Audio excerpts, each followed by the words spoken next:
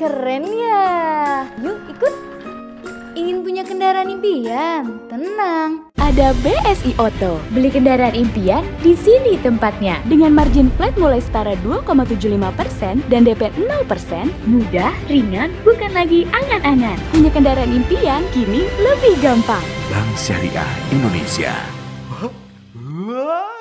Oke, bismillahirrahmanirrahim. Assalamualaikum warahmatullahi wabarakatuh. Suara saya terdengar jelas, teman-teman? Waalaikumsalam warahmatullahi wabarakatuh. Terdengar jelas, Kak? Oke, alhamdulillah kebenarannya. Alhamdulillah, wassalatu wassalamu ala asrofil anbiya wal mursalin wa ala alihi wa sahbihi wasallim ajma'in. Rabbi syrahli sodri wa yassirli amri wahlul uqdatam min lisani yafqahu qawli amma ba'du.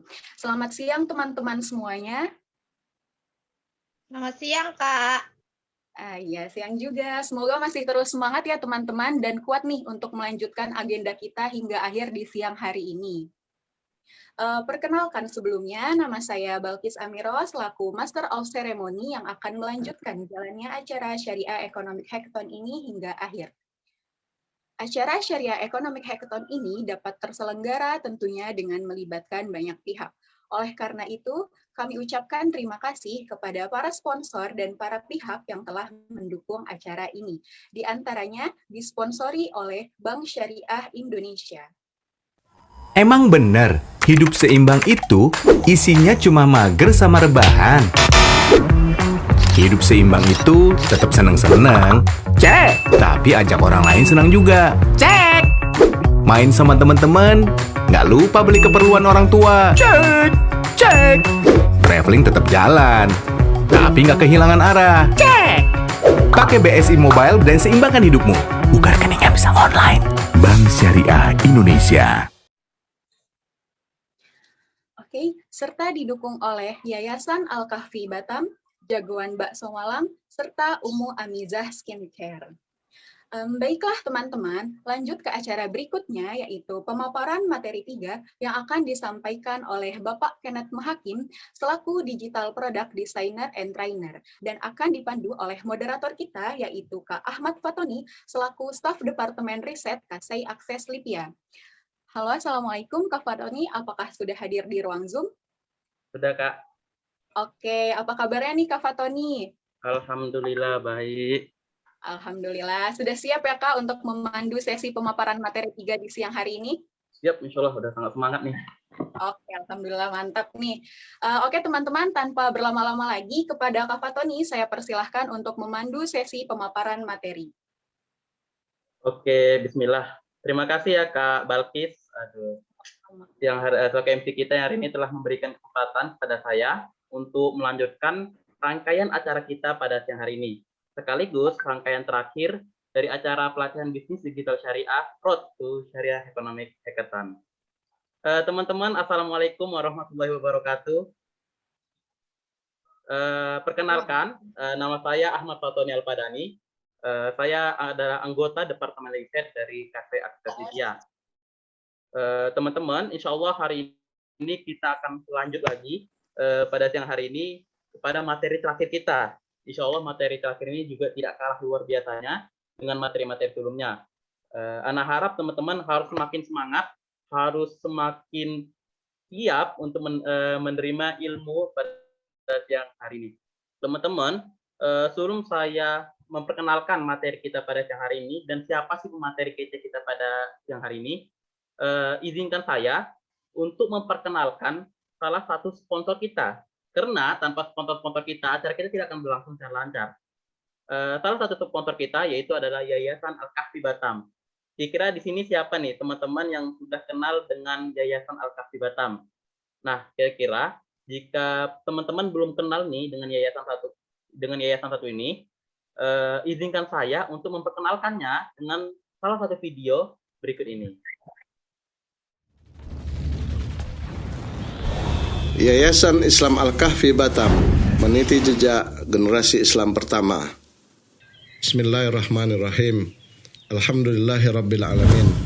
Wassalatu wassalamu ala sayyidil mursalin nabiyina Muhammadin wa ala alihi wa sahbihi ajma'in wa man tabi'ahum bi ihsanin ila yaumiddin, amma ba'du.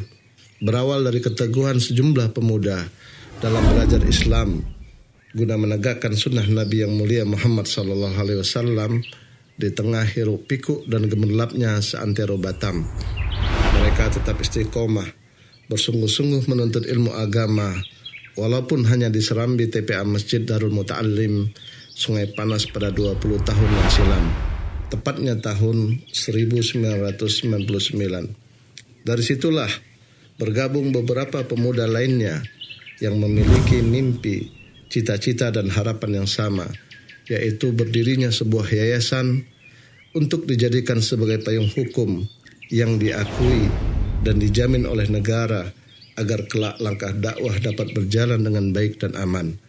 Mereka pun bermusyawarah di rumah salah seorang dari mereka dan dilanjutkan dengan rapat-rapat lainnya secara intensif sehingga tersebutlah nama Bilal bin Rabah yang akan dijadikan sebagai nama yayasan, dan ini merupakan cikal bakal berdirinya Yayasan Islam Al-Kahfi Batam. Pada tahun berikutnya, secara bertahap gerakan dakwah mulai tumbuh, ditandai dengan adanya majelis-majelis ilmu di beberapa masjid seperti Masjid Baitur Rahim Mantang dan Masjid Babus Salam Bengkong Indah. Mereka pun berusaha mendatangkan para asatizah dari berbagai daerah guna menambah khazanah keilmuan serta menarik hati muslim lainnya untuk bertafakuh fiddin. Tumbuh dan berkembangnya dakwah merambah kawasan industri Batamindo, tempat berkumpulnya puluhan ribu pekerja. Pengajian pun dapat diselenggarakan pada Musola An-Nahdah Dormitory Blok R dan Musola Miftahul Jannah Dormitory Blok Q. Tepat pada tanggal 23 Juni tahun 2001, secara resmi Yayasan Islam Al-Kahfi berdiri, diakui oleh negara, yang dicatat oleh Notaris Yon Ridarto S.A. Setelah resmi berdiri, rencana dan strategi mengembangkan dakwah terus meningkat. Mendatangkan para asatizah senior merupakan salah satu upaya menarik hati kaum muslimin untuk kembali ke agamanya yang benar sesuai ajaran Nabi yang mulia Muhammad sallallahu alaihi wasallam dan dipahami oleh para sahabat ridwanullahi alaihim jami'an. Berbekalkan legalitas yayasan, upaya untuk mendapatkan alokasi lahan dari otorita Batam guna dijadikan sebagai markas dakwah dan tempat menyelenggarakan pendidikan telah difikirkan oleh mereka. Mimpi dan harapan mereka berkesesuaian dengan takdir Allah Subhanahu wa taala, sehingga terbitlah surat izin prinsip alokasi lahan di daerah Sambau Nongsa yang merupakan tempat terselenggaranya pusat pendidikan Islam terpadu Imam Syafi'i Nongsa. Walaupun harus berhutang sana sini, biaya WTO untuk 5 tahun ke depan sudah terbayarkan. Walillahil hamdu wal minnah. Hari berganti, bulan berlalu dan tahun pun terus berjalan. Pertemanan sejak tahun 2001 hingga tahun 2004 salah seorang mereka dengan pewakaf tanah adalah sebab awal mula berdirinya pendidikan di bawah naungan Yayasan Islam Al-Kahfi Batam. Dengan menempati 2 lokal, terselenggaralah satuan pendidikan tingkat TK yang pada saat itu muridnya hanya 17 dan SD hanya 32 siswa dengan 6 orang guru. Bersamaan dengan itu pula dibangun lantai 1 Masjid Sabilun Najah sebagai pusat dakwah. Keberkahan atas niat ikhlas pewakaf serta kesungguhan yayasan dalam memanfaatkan tanah wakaf tersebut menjadikan pendidikan dan dakwah ini berkembang pesat. Pada tahun 2019 tercatat 3.700 siswa dan santri serta 382 guru dan pegawai yang tersebar di 5 lokasi. Laju perkembangan dakwah, laksana lebatnya hujan yang turun membasahi bumi, usaha, harapan dan doa yang mereka tujukan hanya untuk Allah Subhanahu wa taala menyebabkan pertolongan pendatang. Allah Subhanahu wa taala akan malu jika tidak mengabulkan doa-doa tulus yang selalu menengadahkan tangan-tangan ke langit, sehingga bantuan pendatang silih berganti dari arah yang tidak disangka-sangka. Kini kewajiban kita untuk terus menumbuh kembangkan yayasan ini, selalu perbaiki niat hanya untuk Allah Subhanahu wa taala semata. Maksimalkan segala kompetensi dan bakat yang Anda miliki serta jadilah pelayan menuju kemenangan dakwah Islam. Ucapan terima kasih, jazahumullahu khairan, kepada para pendiri yayasan, kepada seluruh donatur yang telah menginfakkan ilmu, harta, tenaga, dan fikiran. Semoga Allah Subhanahu wa Ta'ala menjadikannya sebagai amal jariah yang pahalanya terus mengalir tanpa terputus, insya Allah. Selawat dan salam kepada Nabi yang mulia Muhammad Sallallahu Alaihi Wasallam, dan segala puji hanya milik Allah, Rabb semesta alam.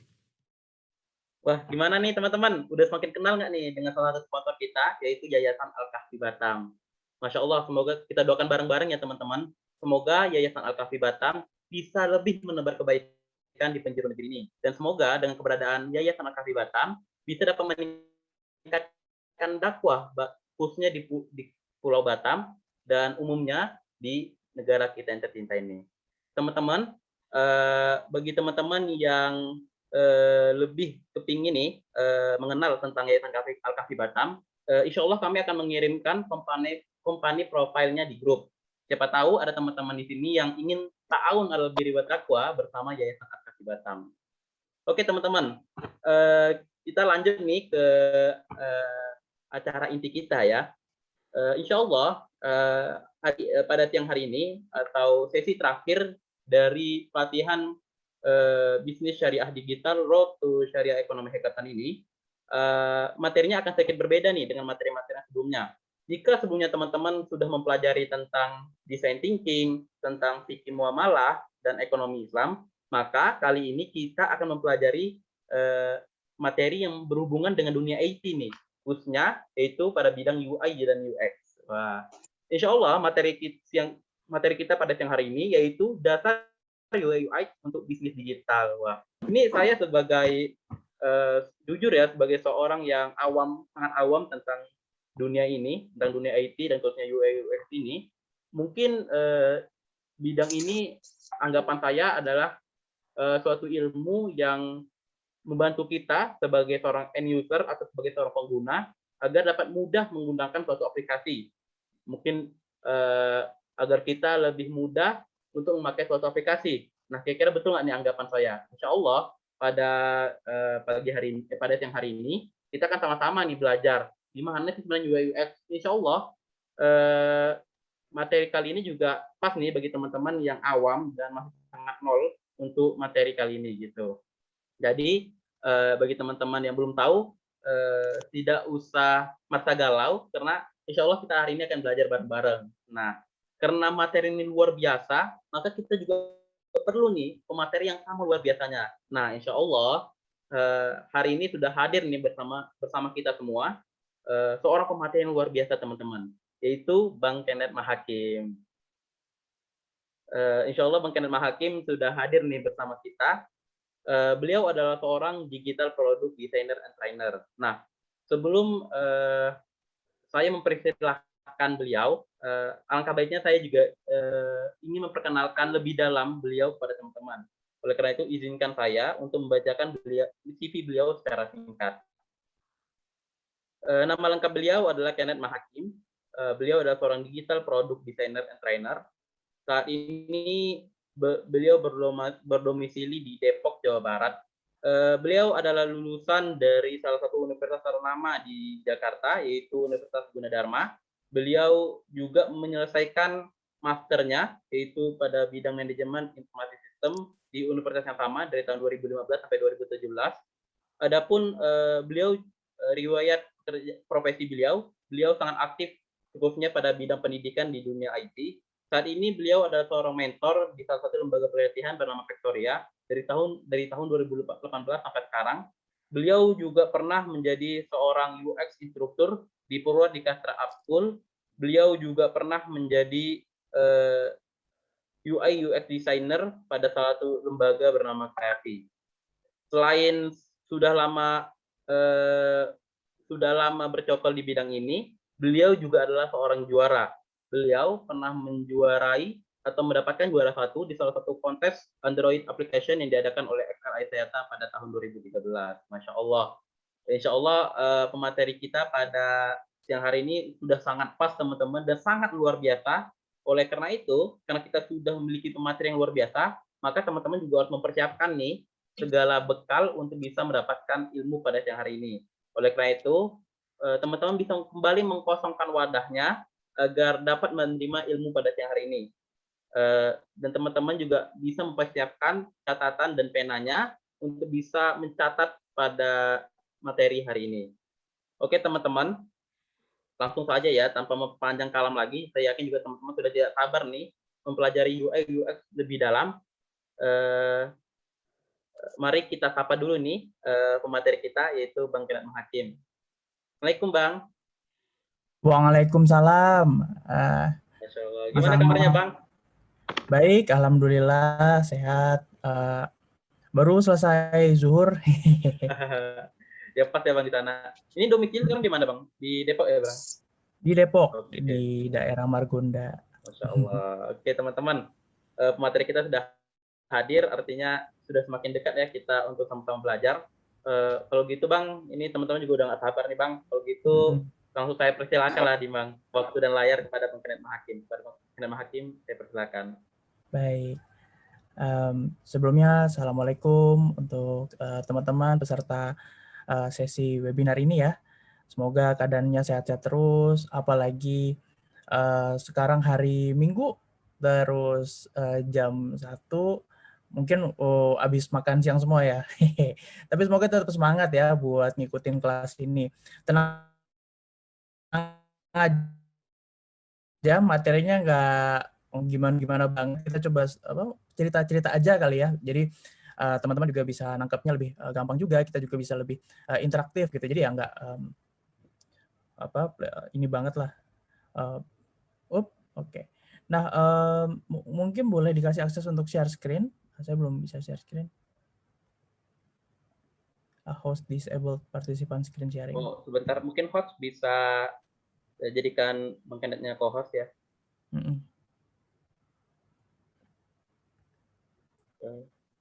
Nah, nanti mungkin akan ada sesi tanya jawab kali ya biar lebih interaktif. Maksudnya Iya, nanti saya akan nanya sesuatu, nanti teman-teman boleh jawab. Kalau lewat suara agak sulit, mungkin bisa ketik lewat chat gitu ya. Oke, sambil nunggu screen sharing. Sebelumnya kalau boleh tahu nih, Bang Ahmad, ini kira-kira pesertanya berarti lebih ke mahasiswa ya? Mahasiswa-mahasiswi yang ingin dan tertarik banget untuk mulai bisnis digitalnya mereka ya? Ya Bang, selain itu ini juga salah satunya ada peserta lomba kita di Syariah Economic Hackathon. Jadi juga lebih ingin mempelajari tentang UI UX Bang. Karena sedikit lagi mereka akan berkompetisi gitu Bang. Wah keren. Pada bulan November gitu. Jadi ini kayak pembekalan lah kita Bang. Istilahnya mungkin. Kalau boleh tahu ini lomba pesertanya ada salah satu peserta yang punya bisnis boleh cerita nggak satu lombanya nih? Ini kita sambil nunggu ini ya dijadiin co-host ya. Iya Bang, bisa diulang lagi. Kalau dari peserta lombanya kira-kira ada boleh cerita nggak satu peserta aja yang yang ngikutin lomba gitu dan bisnisnya apa yang dilakuin? Oke, mungkin kita nih teman-teman nih yang ikut lomba nih, kira siapa nih? Udah ada yang punya ide atau bahkan ini udah ada lah teman-teman. Gercep ini, Mas Iyas ini. Wah. Bagaimana Mas, Mas? boleh dong Mas, bercerita dikit nih Mas. Lagi buat apa? Buat bisnisnya? Iya Kak Kenneth Mahakim ya. Iya, Ken aja. Ken ya Kak Ken. Terima kasih atas kesempatannya Kak Ken. Gimana ya, kalau posisi saya sendiri sih startup ya, terutama di bisnis digital gitu kan. Kebetulannya saya kenalkan diri saya dulu. Nama saya Iyas dari Kasih Voice Tim Bungaya Makassar. Jadi kayak bisnis yang berkaitan tentang digital yang lebih ke arah kayak antar UMKM dan juga keuangan syariah sih. Karena yang kalau ide saya sih sebenarnya yang sekarang jadi masalah kan kita kalau bank syariah atau keuangan syariah terutama di perbankan syariah ya itu masih agak kurang sih pengembangan dari segi pemerataan pembangunan rancang bangun yang terkait tentang image ke UMKM. Nah, bagaimana kita sebagai mahasiswa gitu kan Kak, dari lomba ini kita bisa masukkan ide-ide yang terkait tentang bagaimana desain-desain atau prototipe yang terkait tentang bagaimana melink match UMKM dengan dengan industri-industri pendidikan keuangan syariah, kemudian basis kepada pembiayaan syariah, kemudian basis kepada basis kepada Muslimpreneur atau seorang yang mau basiskan bisnis mereka kepada bisnis yang berbasis syariah. Nah, itu mungkin yang menjadi prototipe yang ide-ide itu yang memberikan saya untuk ikut lomba syariah ekonomi keikutan ini. Juga salah satu ide yang membuat saya untuk bagaimana membangun startup atau bisnis digital yang berkaitan tentang keuangan syariah atau link match-nya kepada UMKM sih. Gitu sih Kak. Wah, Kalau keren idenya. Berarti tadi kalau boleh saya tangkap, idenya adalah bagaimana caranya memfasilitasi informasi gitu ya, dan komunikasi yang bisa menjembatani para muslimpreneur yang ingin coba memulai atau merintis bisnis yang sifatnya syariah gitu ya tentunya, dan bisa aja berkesempatan untuk bekerja sama dengan bank syariah kayak gitu. Itu kan berarti bisa jadi platform pendidikan juga, atau mungkin bentukannya bisa macam-macam. Itu adalah salah satu bisnis gitu ya, yang menurut saya bisa banget untuk jadi dikembangin. Dan untuk bisa menyelesaikan itu tentunya kan kita juga perlu berbagai sumber daya gitu. Sumber daya nggak cuma orang tapi juga ilmu gitu. Ada sumber daya ilmu mengenai teknis-teknis keuangan gitu ya, atau mungkin ilmu tentang kalau tadi mungkin lebih ke subject matter-nya gitu ya, lebih ke pemahaman tentang bisnisnya. Ada juga yang lebih ke teknikalnya, misalnya bagian IT-nya, ada juga yang bagian mungkin desainnya, bagaimana caranya membuat branding yang lebih oke, pengalaman yang lebih menarik, dan bagaimana caranya bisa menjangkau orang-orang biar tertarik untuk mencoba solusi atau bisnis yang kita coba buat kayak gitu. Oke, ini cocok banget nih untuk jadi bridging di sesi siang kita kali ini. Jadi saya ulangin lagi, mungkin sesinya akan lebih banyak ngobrol-ngobrol kayak gini, bisa lewat chat, kayaknya mungkin lewat chat aja kali ya, biar semuanya juga bisa langsung jawab dan kita bisa dapat suara lebih banyak. Dan lebih ke nyantai aja gitu. Oke, saya coba share screen. Terima kasih buat tim panitia udah share akses. Oke, saya share dulu desktop.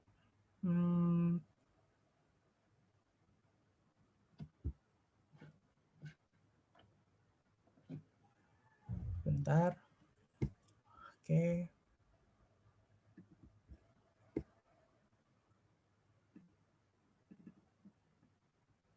Ups. Yang ini kelihatan? Ya Kak, udah kelihatan.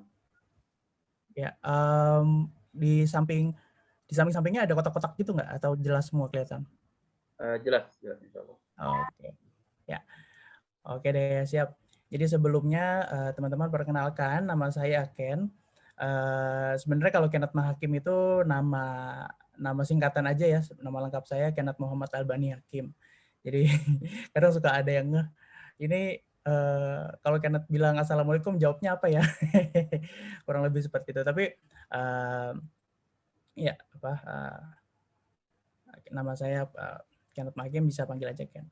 Nah, sebelum kita mulai mungkin saya juga buat kayak training gitu, training khusus digital design.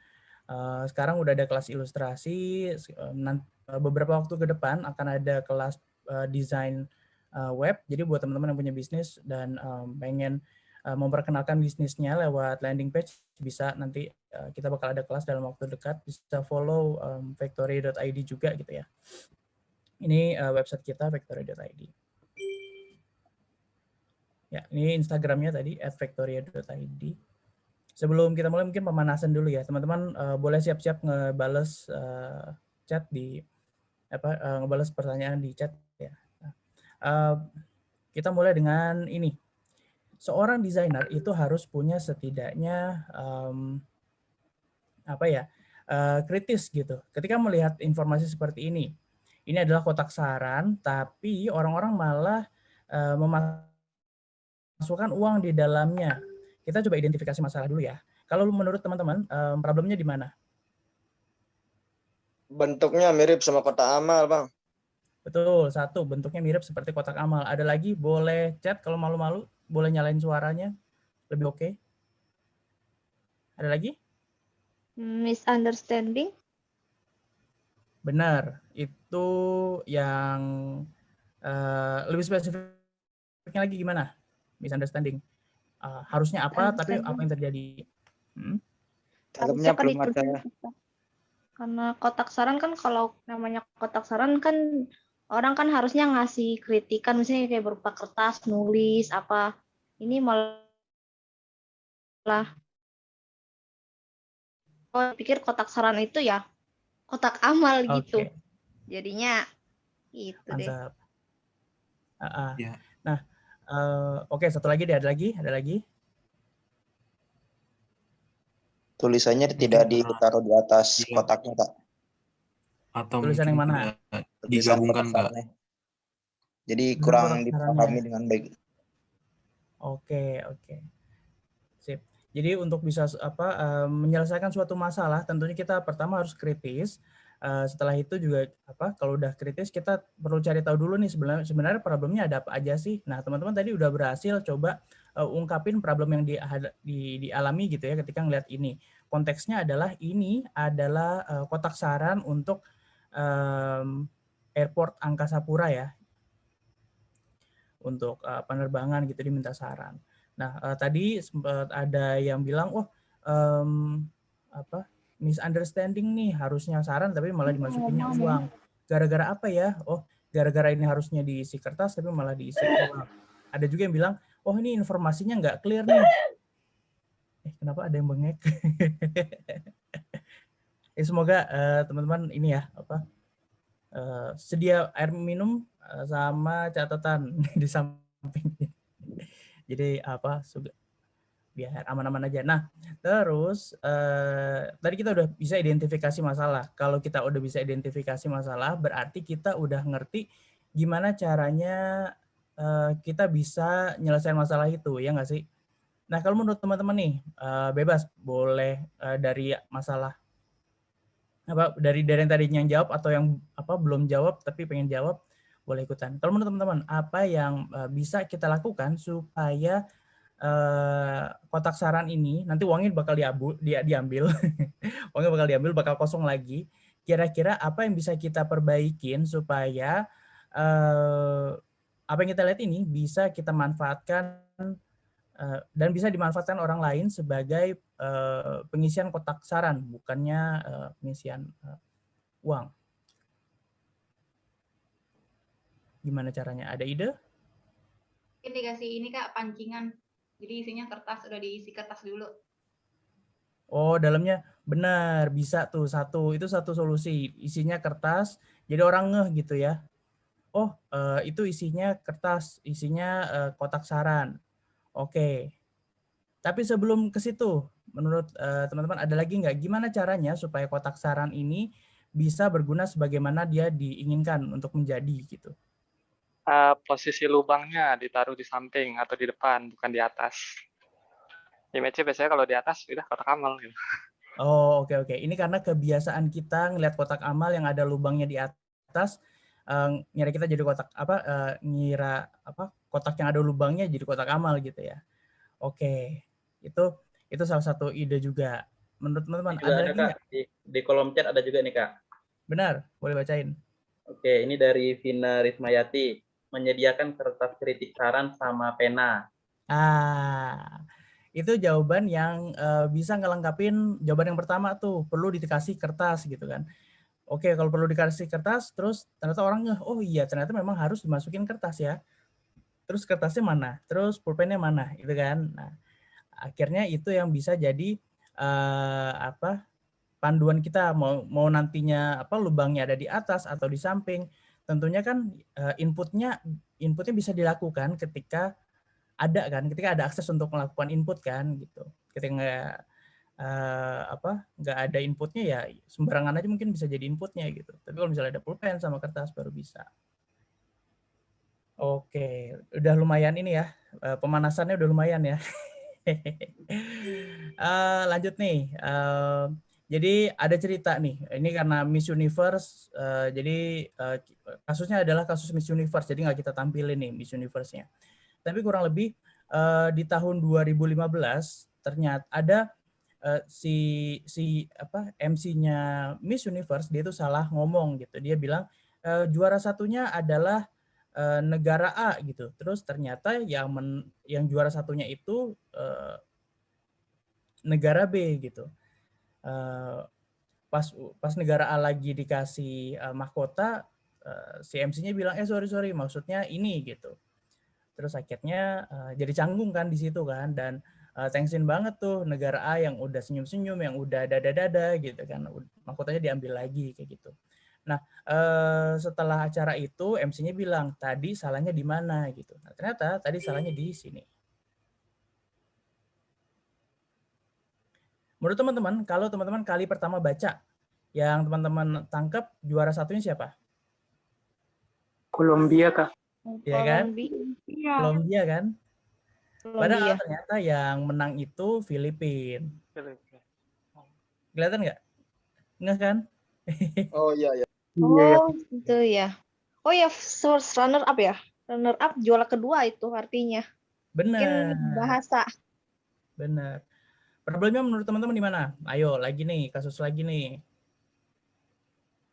Letak tulisan. Satu tulisan, ada apa lagi? Ada lagi? Posisinya. Urutannya tidak tepat. Posisi, apa? Apa yang tidak tepat? Urutannya, Kak. Urutannya, oke. Urutan, posisi, sama layout. Layout. Nah, sebenarnya kalau yang enggak gimana-gimana banget, layoutnya bisa aja dibikin jadi kayak gini. Ini akan jauh lebih gampang gitu kan, untuk di scan sama MC-nya gitu ya, untuk dibacain juga lebih gampang. Kalau tadi udah lagi di panggung, banyak fokus yang harus diperhatiin, terus ngelihat cue card, hasil seperti ini kan bisa aja terjadi kesalahan kayak gitu. Makanya segala keputusan desain yang dilakukan itu mesti bisa ini banget tuh, mesti bisa akurat banget untuk digunakan oleh penggunanya gitu, sesuai dengan keadaan penggunanya juga. Kalau di sini berarti penggunanya siapa? MC-nya kan. Nah, MC-nya juga kita harus memperhatikan, kalau misalnya kita jadi MC, kira-kira layout yang seperti ini akan cocok nggak ya buat dia gitu. Mungkin akan lebih gampang seperti ini gitu. Nah, tadi adalah produk. Mau itu kotak saran, mau itu layout desain cue card gitu, itu adalah produk. Nah, produk itu punya penggunanya sendiri gitu ya. Mau itu kotak saran berarti penggunanya adalah si pemberi saran, ya kan? Penggunanya adalah si penerima saran, itu penggunanya. Terus selain itu produk dibuat oleh si kreator gitu. Produk yang digunakan oleh user akan mengalami sesuatu kan ketika lagi menggunakan produk itu, entah merasa senang karena aplikasinya mudah digunakan atau tujuannya tercapai, atau malah tidak menyenangkan karena ada kendala di dalamnya kayak gitu. Nah, hubungan antara produk, users, experience juga creator bisa kita lihat seperti ini nih. Jadi produk akan digunakan user yang menggunakan produk akan menghasilkan experience, dan kreator akan mencoba menangkap experience yang didapat ketika user menggunakan produk untuk evaluasi dan perbaikan produknya juga kayak gitu. Habis itu sehingga si kreator itu bisa membuat atau mengembangkan produknya lebih baik lagi. Seperti itu. Ya, sebenarnya kalau dalam membuat pengalaman produk itu seperti kita lagi ngobrol gitu. Antara misalnya kalau kita lagi ngomongin UI UX ya, itu kan berarti lebih ke aplikasi, kita bisa gimana caranya aplikasi kita bisa berkomunikasi dengan pengguna gitu, bisa pengguna dengan kita.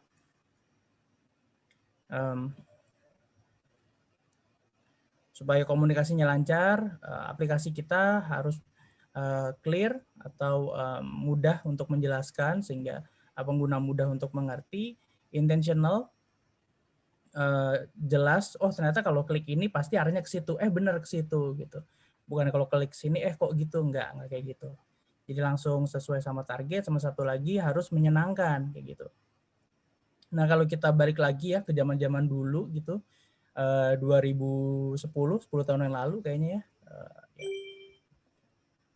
Dulu tuh ketika kita mau pergi jauh gitu, antar kota atau antar negara, kita harus datang ke tempat ke kantor travel gitu ya. Kalau sekarang ya bisa aja kita pakai aplikasi. Kita bisa pilih mau penerbangan pakai apa, mau hotelnya di mana, kayak gitu untuk pemesanannya sendiri, jadi bisa lebih gampang. Dan aplikasi yang udah bisa nge-cover di Indonesia, itu ada macam-macam. Ada Traveloka, ada tiket, ada pergi-pergi, dan teman-temannya. Gitu. Kalau dulu, kalau kita mau kemana-mana, terus nggak punya kendaraan, nggak pakai angkot gitu ya, biasanya kita ke pangkalan ojek, terus hanya ke driver ojeknya gitu. Dari sini ke sana berapa, terus habis itu nego-negoan, habis itu baru jalan gitu. Sekarang kita tinggal bilang kita mau kemana di aplikasi, habis itu ditawarin siapa yang bisa nganterin, terus budgetnya berapa gitu kan. Itu seperti itu tuh zaman sekarang. Aplikasi yang udah ada Gojek, ada Grab, ada Maxim, mungkin ada lagi gitu, tapi belum ke cover juga di sini.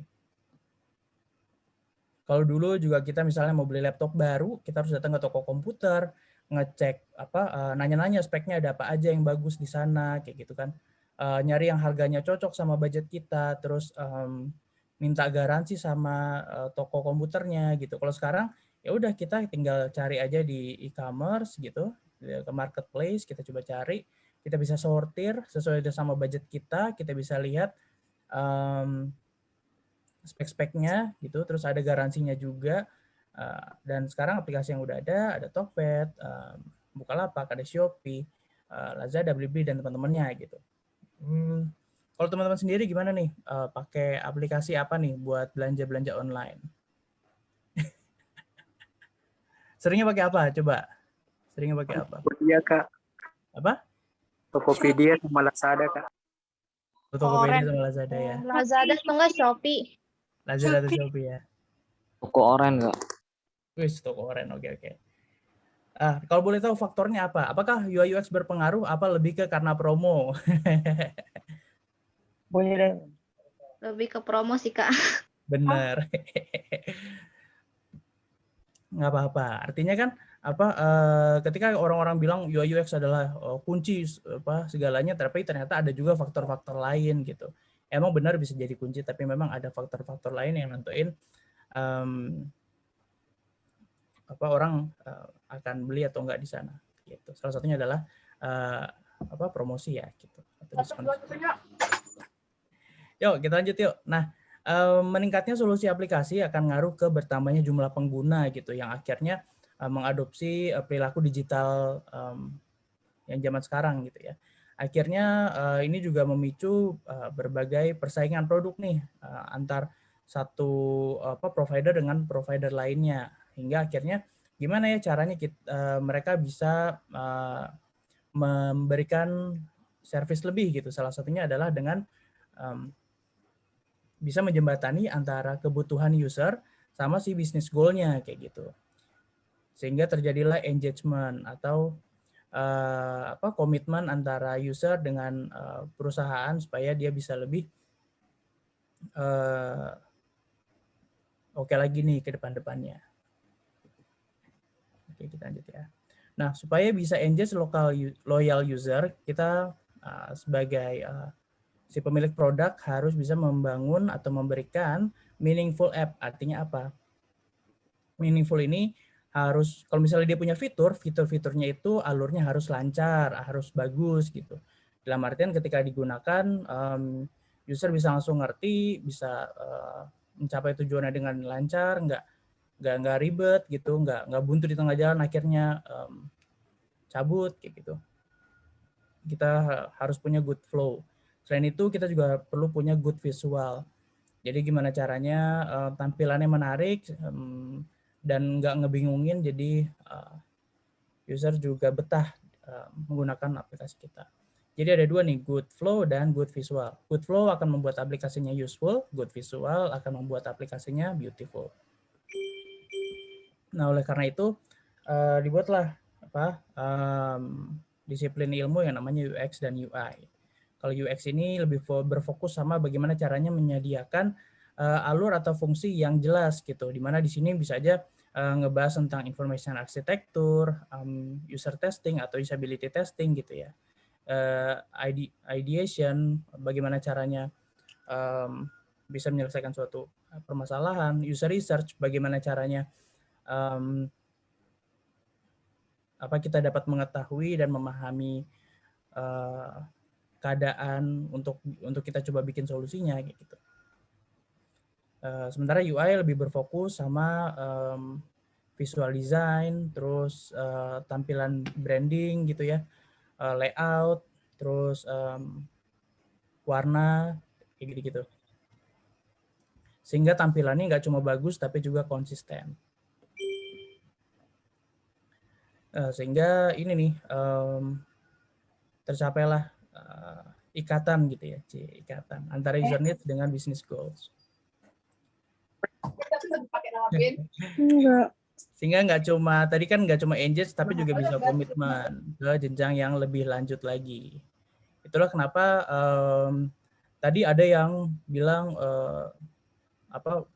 cuma pakai Tokopedia aja atau cuma pakai Shopee sama Tokped aja gitu, nggak pakai yang lain. Karena apa? Karena banyak promonya gitu, atau mungkin karena fiturnya cukup mudah sehingga udahlah di situ aja, jadi akhirnya betah gitu kan.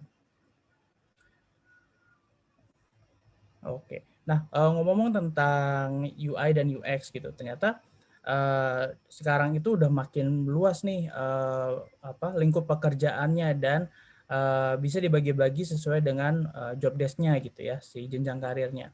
Jadi ada UX researcher, ada UI designer, UX designer, UX writer, interaction designer, product designer, icon atau illustration designer, dan UX engineer.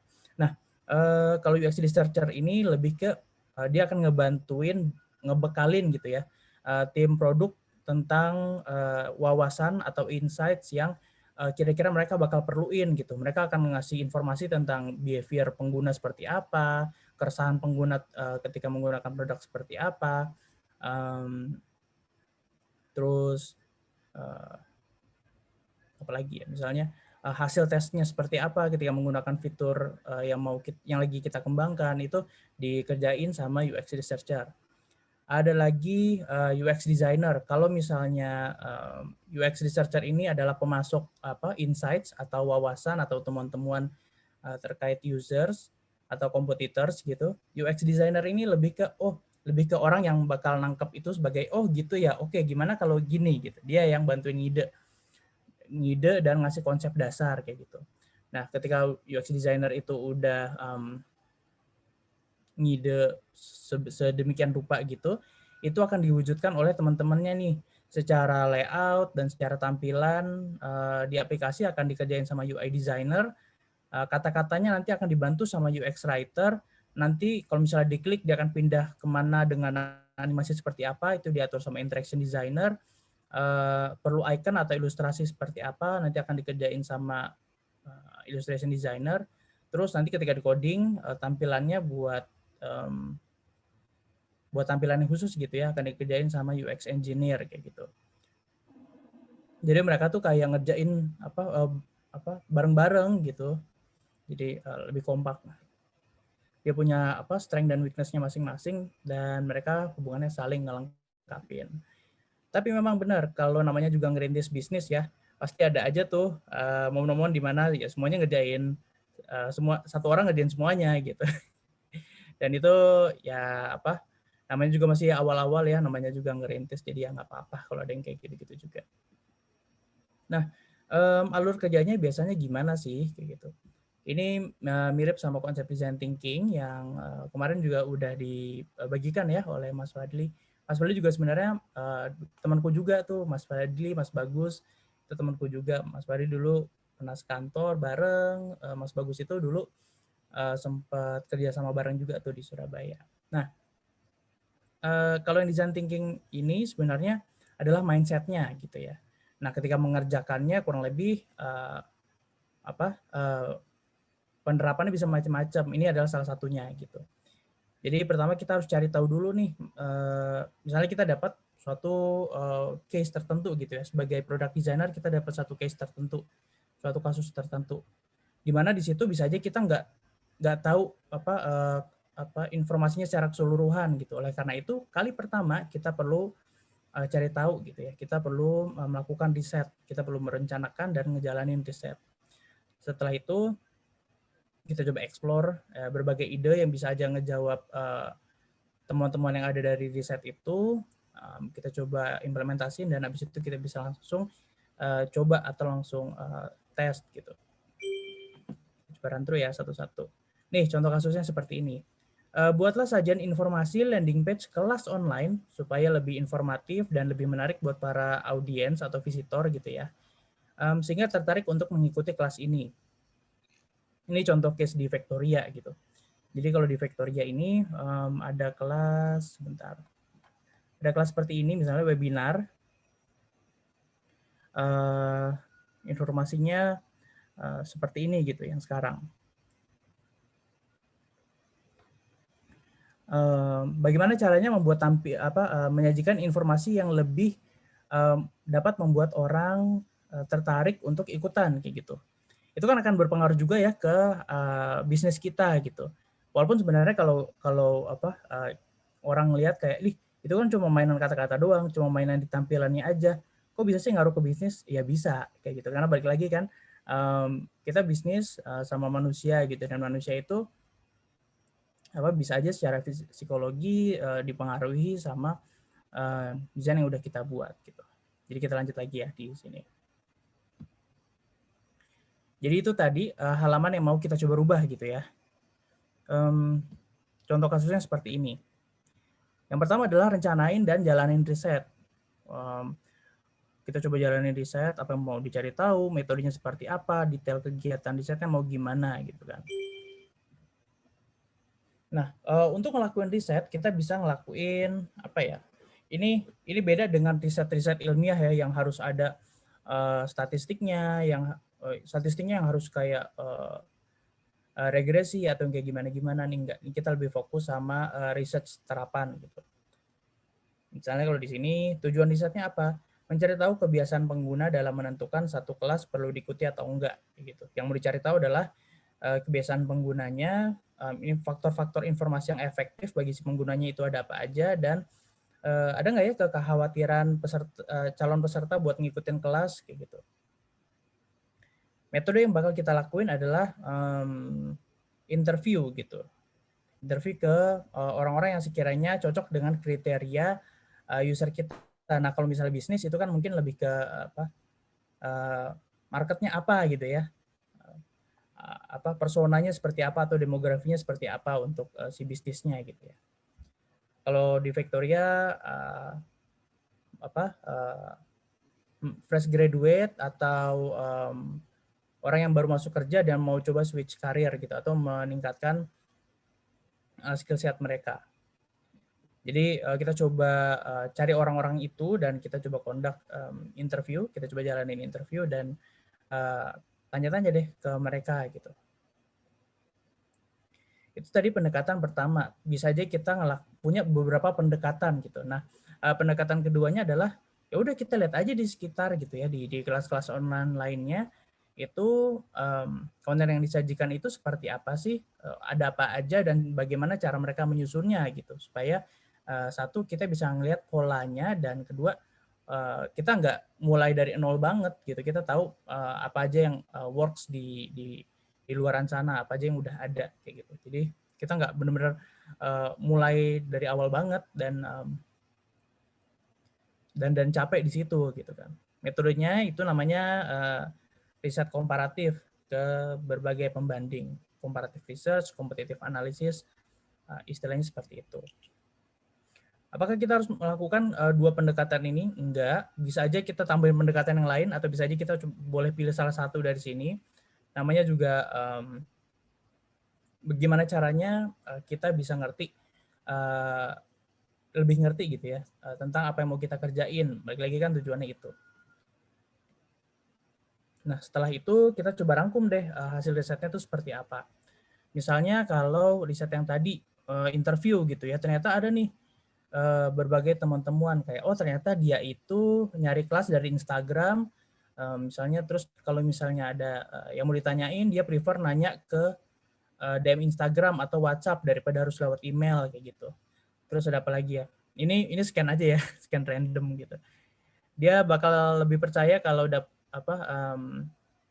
kalau udah dengar pendapat peserta lain yang udah coba. Terus kalau misalnya kekhawatiran dia adalah gak cocok sama kelasnya pas di tengah kelas gitu.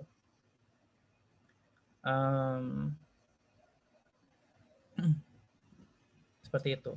Itu salah satu contoh dari hasil interview satu partisipan gitu. Dalam prakteknya bisa aja kita ngelakuin lebih dari satu interview gitu. Bisa aja kita ngelakuin ke 3 partisipan atau mungkin 10 partisipan supaya informasinya bisa lebih banyak dan lebih kelihatan nih polanya seperti apa kayak gitu.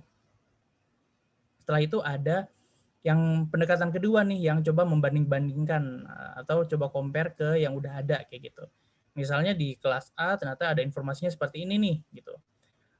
Di situ ada review dan rating. Oh iya, menarik. Terus ada estimasi durasi kelas, itu bisa nentuin, itu bisa ngejawab tuh kayaknya yang dari pendekatan yang pertama, kalau takutnya nggak cocok kayak gitu kan, ada estimasi durasinya juga. Ada juga materi yang diajarin di kelas. Oh, itu kan menarik juga ya.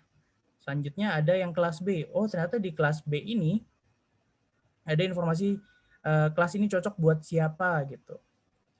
Ada juga jaminan uang kembalian kalau nggak cocok. Wah, ini kan lumayan menarik ya gitu. Tapi kalau jaminan uang kembalian kayaknya perlu disesuaikan juga nih sama bisnis, perlu ini fit atau enggak gitu kan. Kalau enggak ya udah nggak apa-apa, nggak usah diterapin. Kalau kelas C ini misalnya ada, terus ternyata ada success story, ada nggak cuma pendapat tapi juga kisah sukses peserta yang pernah ikut kelas ini kayak gitu kan. Itu ternyata bisa ngebantu juga tuh untuk percaya kalau di situ. Nah, kita kan udah ngelakuin research dan udah coba ngerangkum nih melalui 2 pendekatan gitu. Satu interview sama satu lagi ngebanding-bandingin dari yang udah ada. Habis itu kita bisa brainstorming nih sama teman-teman, rekan bisnis gitu ya, atau mungkin sama diri sendiri kalau ngerjainnya sendiri gitu. Kira-kira dari situ mana ya yang fit untuk kita coba kembangin atau implementasi di versi yang sekarang kayak gitu. Terus kalau di sini akhirnya kita kepikiran kayak buat pengenalan kelas kita bisa tunjukin nih goal yang bisa dicapai seperti apa. Ini cocok untuk buat yang mau pindah karir sama yang mau memperluas skill set kayak gitu. Terus tentang tanggapan dari peserta sebelumnya kita bisa kasih pendapat sama hasil jadinya itu seperti apa kayak gitu.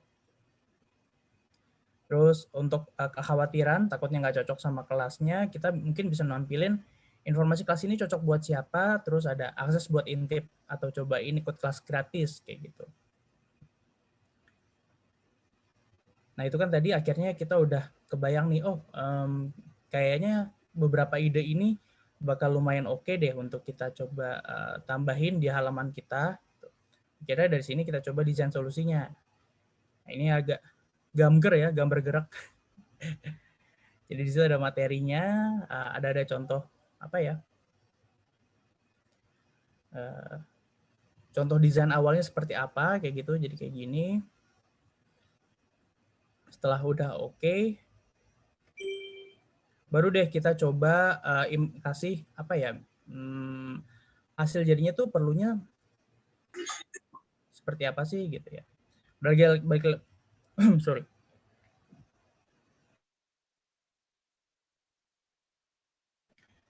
Lanjut.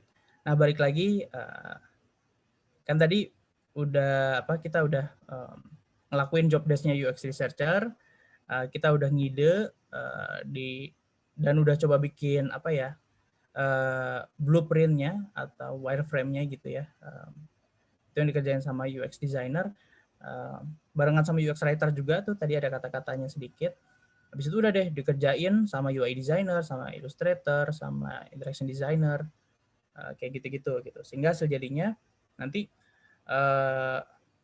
prototype yang bisa diklik-klik. Nah, prototype sendiri itu punya beberapa tipe gitu. Ada paper prototyping yang gambar-gambar kertas gitu. Nanti kalau diklik nanti ganti kertas. Ada lagi digital prototyping, pakai aplikasi desain, dan ada juga native prototyping yang langsung di-coding dan langsung bisa dipakai di HP atau laptopnya gitu sendiri. Nah, ini contoh hasil jadinya. Maksudnya ini pengerjaannya gitu ya. Kita kasih warna, kita kasih ilustrasinya, kayak gitu kan.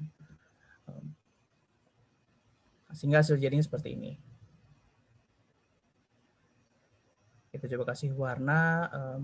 Beberapa bagian yang dirasa penting, kayak tombol-tombol yang penting, itu kita coba kasih warnanya lebih kencang, lebih kontras, sehingga bisa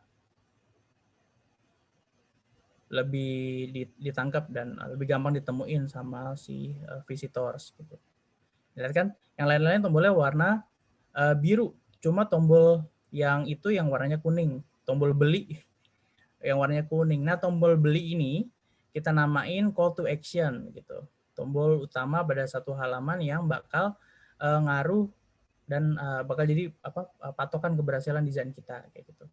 Kalau di sini akan dianggap berhasil ketika satu user udah sampai baca sampai bawah, nge-scroll sampai bawah gitu ya. Misalnya visitor udah ngelihat dan nge-scroll sampai bawah, artinya kan informasi ini lumayan menarik buat dia, dan ngeklik tombol warna kuning gitu. Ketika udah ngeklik call to action ini, kita akan anggap satu user telah berhasil menganggap halaman ini menarik gitu.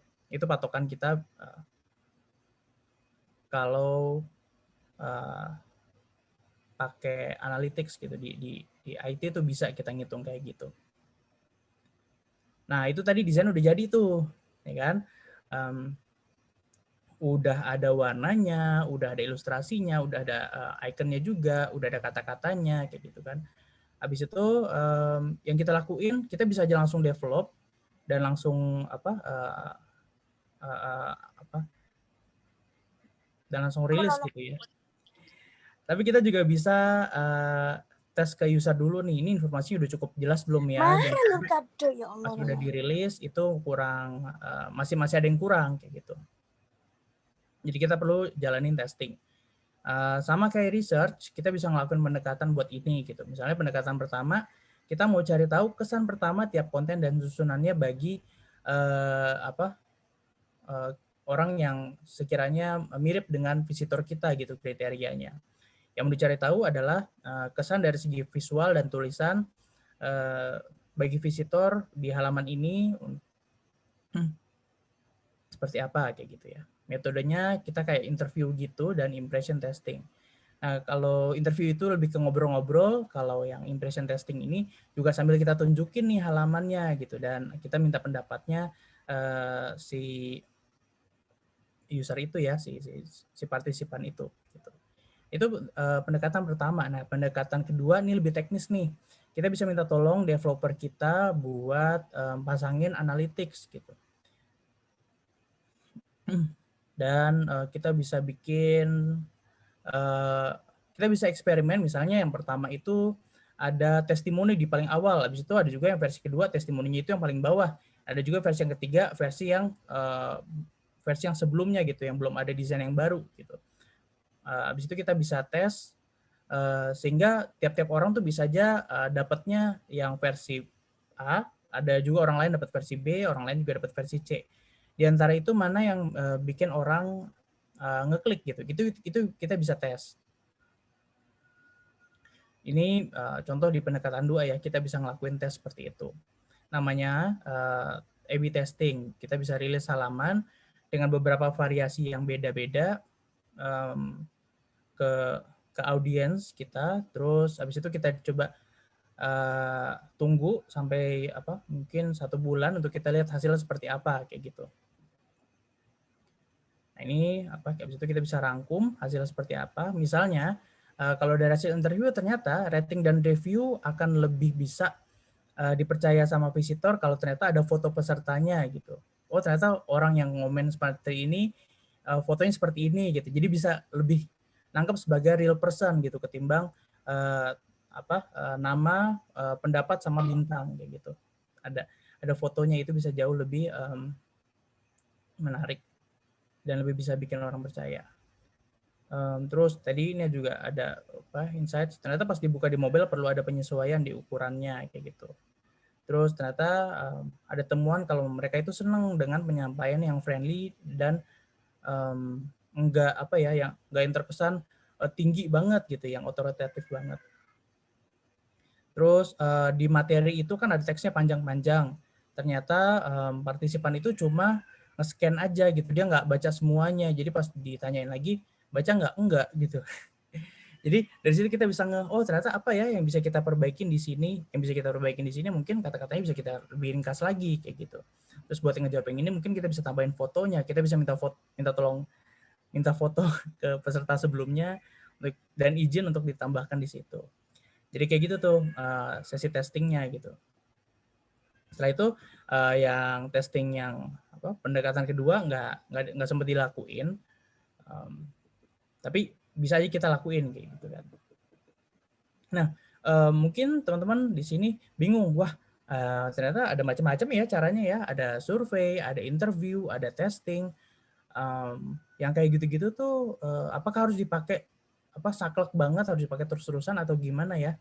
Jawabannya bisa menyesuaikan gitu. Jadi bayangin kalau di sini tuh semuanya sama-sama alat potong ya kan. Gergaji buat motong kayu, gergaji mesin buat motong kayu juga tapi lebih besar. Gunting buat motong-motong alat barang-barang yang ada di rumah, bisa itu selotip, bisa itu kertas, bisa itu apalagi sih biasanya kain gitu kan. Gunting kuku juga ada macam-macam ya.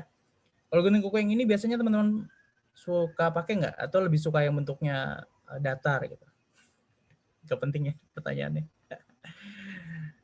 Tapi ada juga cutter buat motong kertas. Nah, bayangin ini semua adalah tools gitu ya. Sama dengan apa yang tadi kita obrolin, interview, survey, A/B testing, comparative research gitu ya. Itu lebih ke tools dan tergantung apa yang mau coba kita cari tahu atau mau ujikan gitu ya. Kalau misalnya ternyata kertas berarti kita bisa pakai cutter, tapi bakal agak susah kalau kita pakai gergaji mesin. Akan lama kalau kita pakai gunting kuku. Jadi kita bisa menyesuaikan aja tuh. Biasanya yang perlu disesuaikan itu waktu, terus anggaran dananya juga gitu kan, terus biasanya itu sih paling ini waktu sama biasanya kalau kita ngelakuin interview kita bakal kasih insentif ke partisipan, testing juga kayak gitu. Jadi ya kita perlu ngerti juga sih tanda kutip kertas kita tuh apa gitu. Jadi kita bisa milih tools yang tepat seperti itu. Nah, ada saran nggak ya buat mulai atau gimana dari mananya kayak gitu? Teman-teman jangan khawatir, di luaran sana tuh udah ada banyak sumber-sumber belajar gitu. Nah, salah satunya adalah artikel yang gue buat. Nanti teman-teman boleh cari di medium.com, terus habis itu search Kenneth Mahakim. Di situ ada tulisan-tulisanku, boleh follow, nanti follow balik mudah-mudahan kayak gitu. Tapi yang pertama, teman-teman bisa dalamin knowledge gitu. Kalau teman-teman suka sama satu ilmu, teman-teman perlu gali itu apa? Ini nggak cuma UI UX ya gitu, tapi berbagai bidang ilmu lainnya yang teman-teman pengen dalamin. Pesanku itu pertama ya dalamin knowledge-nya gitu. Cari tahu dasar ilmunya tuh apa. Jadi kadang tuh apa ya? Kalau kita lihat cuma artikel atau kayak post-post di Instagram, Itu tuh lebih kayak teman-teman kalau beli kue itu cuma ambil satu slice aja gitu, satu potong aja. Sementara seluruh kuenya itu bisa aja rasanya beda-beda, bisa aja em, lebih ngenyangin gitu. Jadi kalau mau ngedapetin cake-nya itu teman-teman harus cari dasar ilmunya gitu. Biasanya ada dari buku-buku gitu. Kalau cuma rangkuman biasanya itu nggak semuanya kayak gitu. Setelah itu teman-teman bisa buat roadmap buat belajar, misalnya kayak untuk bisa memahami UI UX mungkin saya perlu belajar A dulu, habis itu belajar B, habis itu C, kayak gitu-gitu. Jadi bikin track-nya sendiri gitu ya. Setelah itu jangan lupa catat yang penting-penting gitu. Kadang kalau cuma baca aja kita agak kalau dalam belajar ya kita baca aja kita mungkin sejam 2 jam ingat gitu, yang lain berikut-berikutnya bisa aja lupa. Tapi beberapa yang kita nggak pengen lupa kita bisa catat tuh. Dan ada riset yang pernah bilang katanya kalau nulis tangan itu bisa bikin bacaan kita itu lebih berkesan daripada kita ngetik gitu. Tapi itu nggak tahu ya. Nah, teman-teman bisa buktiin tuh. Abis ini ya. Berikutnya setelah dalamin knowledge, teman-teman juga bisa kumpulin experience. Artinya, ya udah cari kesempatan buat praktek gitu. Mau itu buat bisnisnya teman-teman, apalagi kan lagi pada ngebangun bisnis ya. Atau ya itu sih, apalagi udah ada bisnis ya udah fokus aja di situ ya nggak sih. Berikutnya coba praktekin knowledge yang udah didapat, terus publikasiin deh ke luar gitu, sehingga orang-orang juga bisa dan bisa ngasih feedback juga kayak gitu. Nah ini akan jadi lanjutan nih buat poin berikutnya. Setelah dapetin knowledge, terus habis itu coba gain more experience dengan cara praktek gitu ya. Kita juga perlu zaman sekarang gitu ya bangun network. Kita bisa aja join di komunitas buat saling sharing, cari mentor buat panduan belajar, juga cari teman-teman seperjuangan gitu. Jadi ketika kita lagi suntuk dan ngerasa kita stuck, ada teman-teman yang bakal reach out dan ajak kita lanjut jalan lagi kayak gitu. Balik lagi, ini nggak cuma berlaku buat UI UX, tapi di bidang manapun gitu. Jadi kalau teman-teman fokus sama bisnis, mungkin bisa cari komunitas buat berbagi, mungkin bisa cari mentor, dan juga teman-teman seperjuangan. Nah, semoga ukhuwah kita sebagai untuk belajar bisnis bisa makin kuat ya di acara ini, gitu. Nah, biar gampang, ingat aja nih, nama saya Ken, Knowledge Experience Network. Kalau teman-teman tertarik sama buat belajar, boleh banget baca buku Just Enough Research dan bukunya Design Sprint kayak gitu. Banyak yang mau disampaikan tapi waktunya cuma segini. Feel free buat reach out ke saya, Kenneth Mahakim atau @kenmahakim. Terima kasih dan saya kembalikan lagi ke host kita Bang Ahmad ya.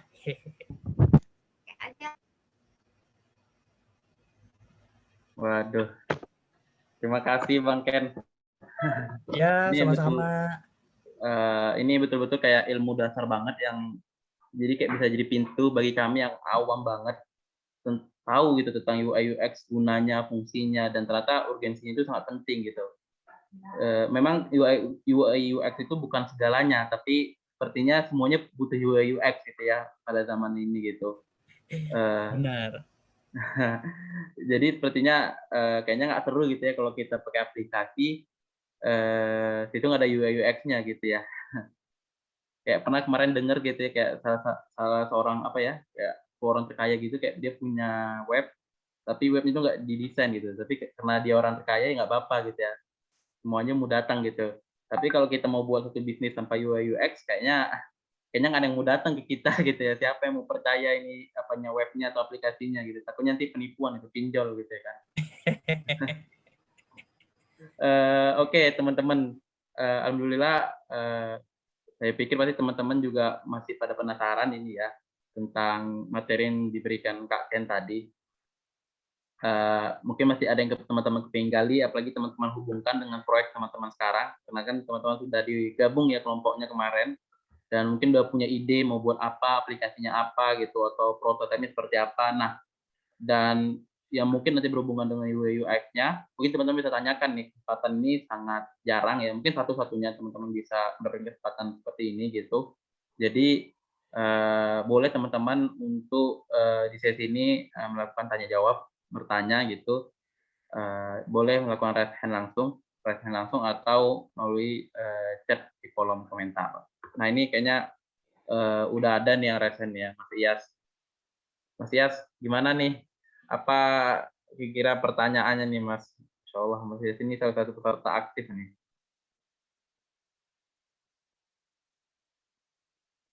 Mas? Ya. Gimana? Ini raise hand ya. Maaf Mas, ini suaranya masih mute. Oh iya, sorry. Kak. Baik, terima kasih kepada Kak Ahmad Fatoni selaku moderator pada sore hari ini ya. Nah, di Makassar sudah agak sore. Jadi izin bertanya ke Kak Ken. Nah, banyak sih yang menjadi pertanyaan ya bagi kita yang baru memulai untuk mengenal yang namanya bisnis yang berbasis digital atau bisnis yang berbasis startup yang pada dasarnya itu suatu hal yang baru ya di Indonesia. Terus mahasiswa kita harus ikut beradaptasi tuh Kak untuk mengembangkan lebih belajar lagi dengan konsep-konsep baru di dalam bisnis digital, terutama tadi kan sempat dijelasin tuh tentang UI UX ya, tentang bagaimana memprogram sebuah digitalisasi untuk dimanfaatkan untuk kepentingan kebermanfaatan kepada masyarakat, kemudian juga bisa bersifat komersil. Nah, pertanyaan saya Kak Ken, dalam konsep yang sedang kita bangun nih misalnya, apa sih yang paling simpel untuk kita lakukan dalam menangkap ide di masyarakat ya, ide di masyarakat atau permasalahan yang kita dapatkan solusi yang singkat dan jelas yang bisa memberi kebermanfaatan kepada masyarakat melalui bisnis digital ini. Nah, yang kedua terkait tentang edukasi tentang masalah bisnis digital ini kan masih minim sekali tuh Kak di tengah-tengah kita, apalagi di beberapa kampus kan masih belum mau sadar akan tentang bisnis digital ini. Nah, kalau untuk pemula itu Kak, bagaimana sih dalam pengembangan bisnis yang berbasis digital itu sendiri sih Kak? Terutama kalau kita mahasiswa, apa sih yang bagus dilakukan pertama kali, terutama dalam mendesain sebuah bisnis? Nah, itu mungkin Kak jadi dua pertanyaan yang insya Allah bisa bisa dijawab sama Kak Ken untuk pertanyaannya. Suara saya terdengar ya Kak? Jelas, terdengar jelas. Oke, baik. Saya kembalikan ke Kak moderator atas atas forumnya. Semoga bisa dijawab nih Kak Ken terkait keresahan saya nih selama ini terkait tentang adaptasi bisnis digital terutama sih sebenarnya. Oke. Banyak sih sebenarnya, apalagi saya peserta lomba. Jadi agak masih baru sih terkait tentang masalah digital bisnis ini. Tapi semangat banget nih mau ngikut bangun bisnis digital gitu Kak. Untuk perkembangan terutama di Indonesia Timur kan masih kurang untuk kebermanfaatan ke masyarakat ya, terutama dalam bisnis berbasis digital, terutama di bidang teknologi yang kita bisa adaptasikan kepada masyarakat dan bisa dimanfaatkan oleh masyarakat. Itu sih Kak Ken. Makasih banyak nih atas insight-nya hari. Keren banget. Oke, saya kembalikan ke Kak moderator. Oke, Mas Yas. Terima kasih. Oke Kak Ken, mungkin langsung bisa jawab sih. Oke, kalau boleh saya rangkum, jadi tadi pertanyaan pertamanya adalah metode untuk mencari tahu metode apa ya? Bagaimana caranya memulai untuk mencari tahu permasalahan yang dialami masyarakat, yang mana bisa kita selesaikan dengan bisnis digital ya, itu yang pertama. Jadi metode untuk mencari tahunya, dan yang kedua, hal yang pertama kali perlu dilakukan untuk dapat mendesain bisnis lebih lebih relevan dengan keadaan masyarakat yang ada saat ini ya. Gitu. Ini pertanyaannya sebenarnya lebih ke benar-benar bisnis sih, tapi aku coba jawab dari pengalamanku aja ya gitu. Ini bisa aja subjektif dan bisa aja nggak relevan dengan beberapa orang gitu. Di tahun 2017, 2016, 2017 dulu tuh saya pernah gabung di suatu program yang namanya Gerakan Nasional 1000 Startup Digital. Waktu itu juga ada Mas Fadli juga tuh yang kemarin sempat jadi pembicara tuh, ya kan? Dulu dia sempat buat merintis bisnis digital namanya Pasienia kayak gitu. Tujuannya adalah bagaimana caranya dapat membangun support system antar satu pasien dengan pasien yang lainnya sehingga terdapat motivasi untuk sembuh gitu. Yang dilakukan pertama kali untuk bisa memahami keadaan yang ada adalah ya dengan riset gitu. Riset ada macam-macam. Kalau kita mau tahu, sebentar, kayaknya saya ada slide-nya. Oh, tapi gampangnya gini. Ketika kita ingin cari tahu program yang keresahan masyarakat atau kendala yang dialami oleh orang-orang, kita bisa coba lakuin survei untuk melihat pola-polanya gitu ya. Di survei itu kita bisa kasih beberapa pertanyaan dan pastiin yang ngisi survei itu orang yang tepat ya dengan apa yang mau kita coba selesaiin permasalahannya gitu. Misalnya masalahnya Mas Yas ini mungkin masalahnya Mas Yas kriteria yang Mas Yas ingin bantu adalah Muslimpreneur gitu, orang-orang Muslim yang sudah memiliki bisnis gitu. Berarti akan lebih cocok untuk survei itu diajukan ke Muslimpreneur juga, orang-orang yang memiliki kriteria Muslimpreneur, seperti dia itu harus punya usaha sendiri gitu mungkin, dan dia menggantungkan hidupnya di wirausahanya dia kayak gitu. Habis itu Mas Yas juga bisa bikin serangkaian pertanyaan yang bisa ngejawab nih kira-kira keperluan mereka tuh apa aja sih kayak gitu kan. Kira-kira keresahan mereka tentang ekonomi bank syariah itu seperti apa sih kayak gitu-gitu. Bisa ngelakuin survei untuk melihat polanya seperti apa. Untuk mengetahui bagaimana atau kenapa pola ini bisa terjadi, bisa aja tuh dari hasil survei itu bisa tanya-tanya ke para pengisi survei itu gitu ya. Bisa ngambil 5-8 orang gitu ya, dan ajak interview untuk cari tahu lebih dalam. Misalnya kayak kemarin sempat bilang kalau alasan hal-hal yang tidak dimengerti dari bank syariah adalah ini. Menurut Bapak lebih bagaimana sih kayak gitu-gitulah, pokoknya bisa bikin serangkaian pertanyaan lebih dalam lagi tuh daripada survei kayak gitu. Jadi dari situ kita nggak cuma dapat polanya, tapi kita juga bisa ngerti alasannya tuh seperti apa kayak gitu. Itu kan akhirnya bisa jadi temuan-temuan yang bisa membekali kita ketika mau menentukan apa yang perlu langkah-langkah bisnis yang bisa dilakukan kayak gitu. Nah, ketika ngomongin langkah-langkah bisnis, sebenarnya itu di luar dari ranahnya product designer sih, tapi lebih ke business owner kayak gitu. Tapi kalau misalnya kita pakai metode yang kita pakai sekarang ya, metode itu research, kita bisa pakai paling gampangnya survei dan interview kayak gitu. Itu metode researchnya. Dan yang mana bisa ngaruh ke desain bisnisnya gitu. Jadi kan kalau desain bisnis itu ada istilahnya market fit sama product fit kayak gitu kan. Kalau product fit itu produknya udah cukup cocok nggak digunakan sama udah layak belum untuk standar yang udah ada. Kalau market fit cocok fitur yang disajikan sudah cocok belum dengan keperluan masyarakat seperti itu.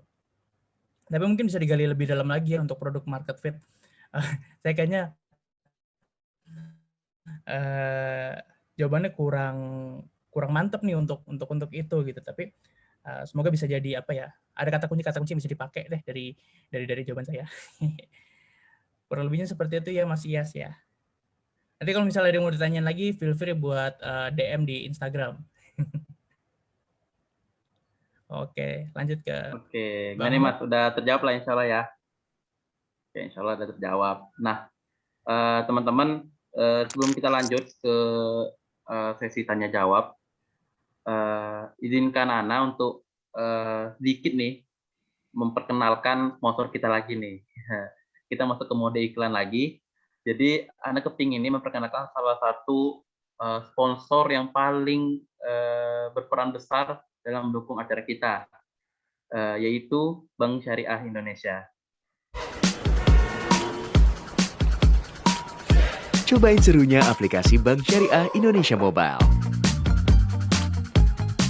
yang memudahkanmu untuk menemukan dan berbagi berkah.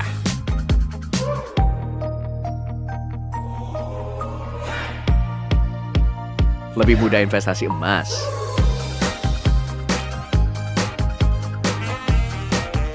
berbagi manfaat lewat wakaf,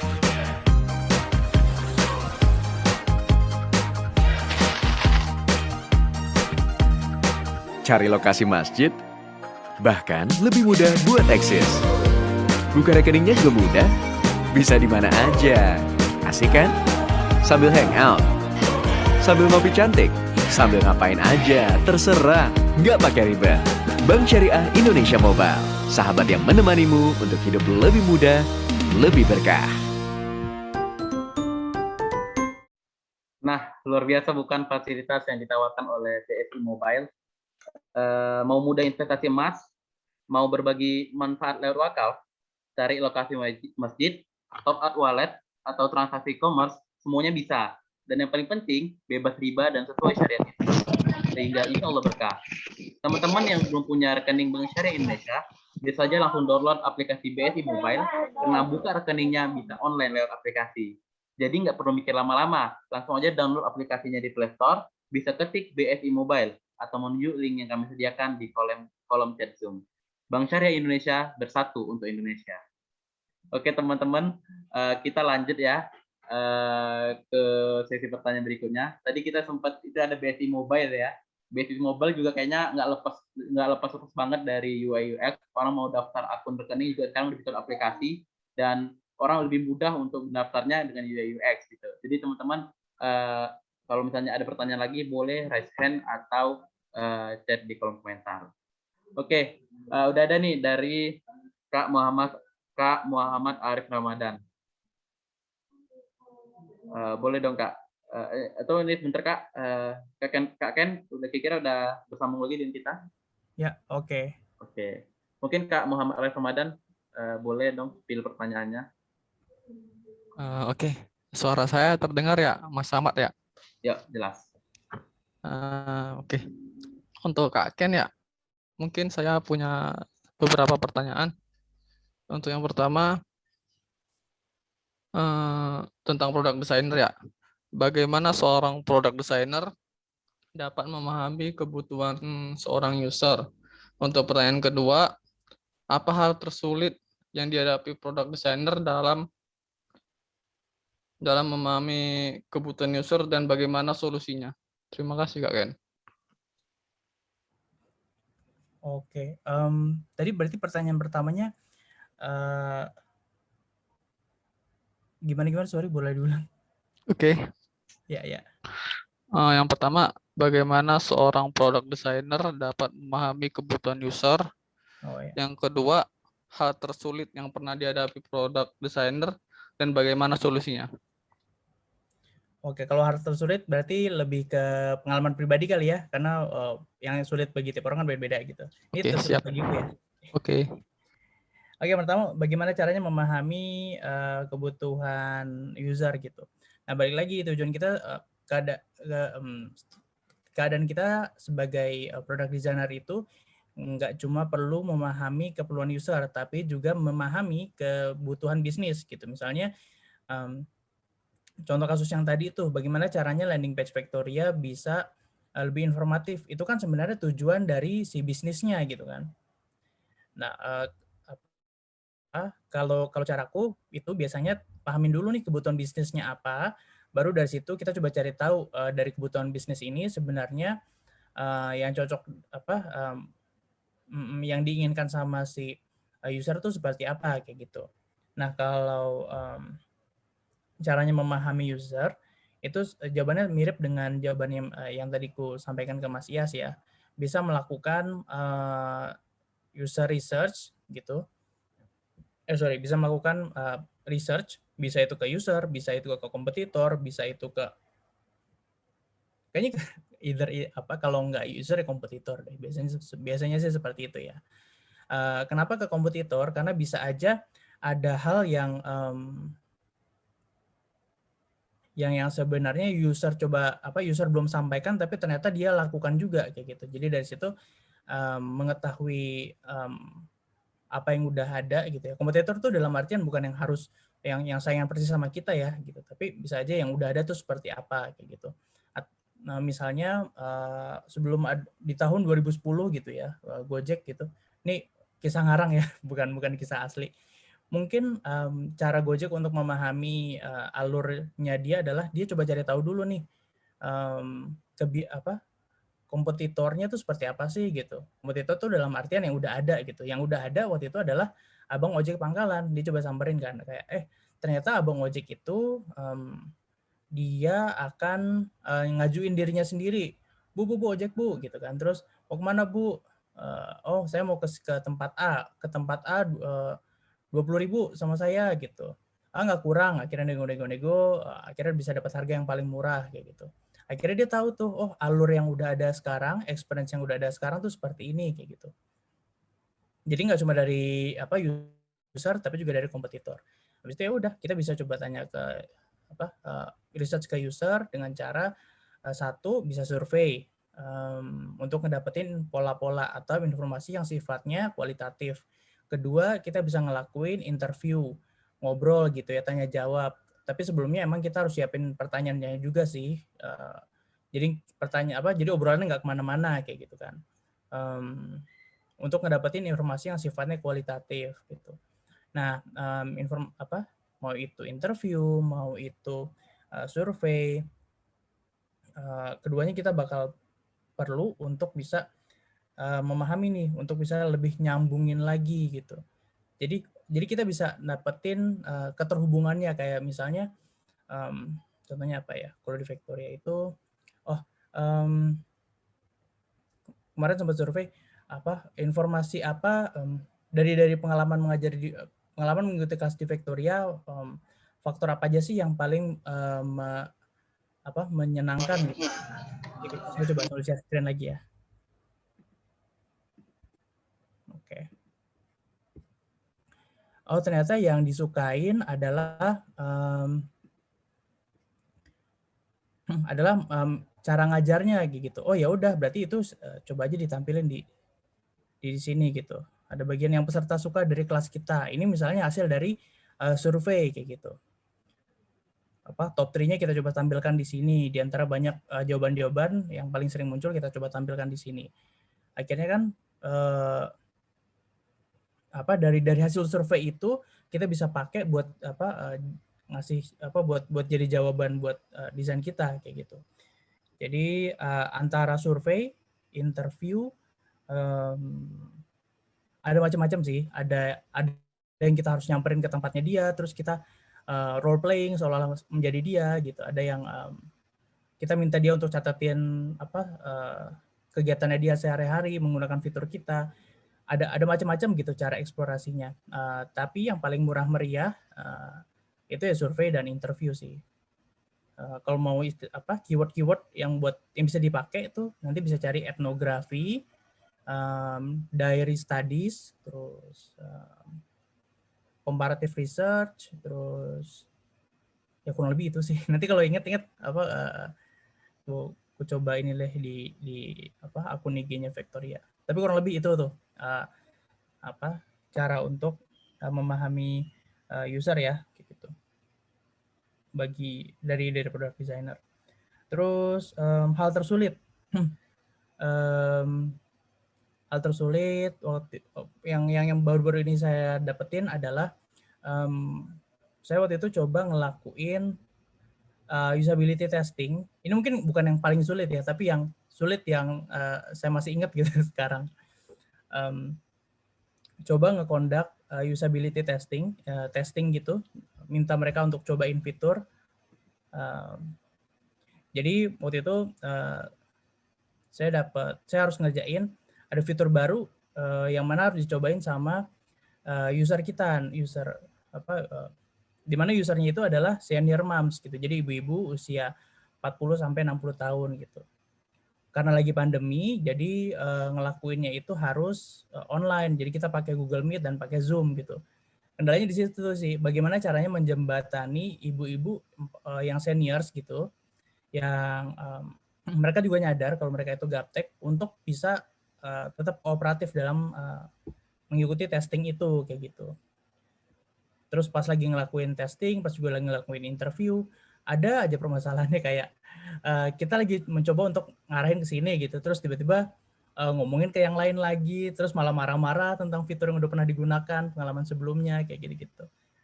Capeknya di situ sih, karena balik lagi kan gimana caranya memahami user gitu ya, dan di perjalanannya ketika lagi interview ya yang kejadiannya kayak gitu-gitu ya ada-ada aja gitu, dimarahin, terus user suka mondar-mandir kalau lagi ngobrol gitu kan, gaptek, yang kayak gitu-gitunya sih, memfasilitasi hal-hal yang nggak sepenuhnya bisa kita kendaliin gitu. Kalau misalnya bikin prototype, ngoding ngerjain desain di aplikasi gini sih, itu kan kita bisa kendaliin ya, kita bisa ngerti gitu. Tapi kalau misalnya udah berhubungan sama orang lain, itu agak tricky sih kayak gitu-gitu. Hal lainnya mungkin sebagai product designer yang udah yang kerja gitu ya, nggak punya bisnis sendiri gitu, mungkin nego kepentingan gitu, misalnya kayak user butuhnya ini tapi ternyata bisnis arahnya ke situ gitu, oh ya udah gitu, nego-nego yang kayak gitu-gitunya juga. Ya kurang lebihnya sih seperti itu sih, lebih ke hal-hal yang di luar dari kendali kita gitu. Seperti itu. Saya kembalikan lagi ke Bang Ahmad ya. Kita stop screen dulu. Gimana caranya stop share? Oke. Oops.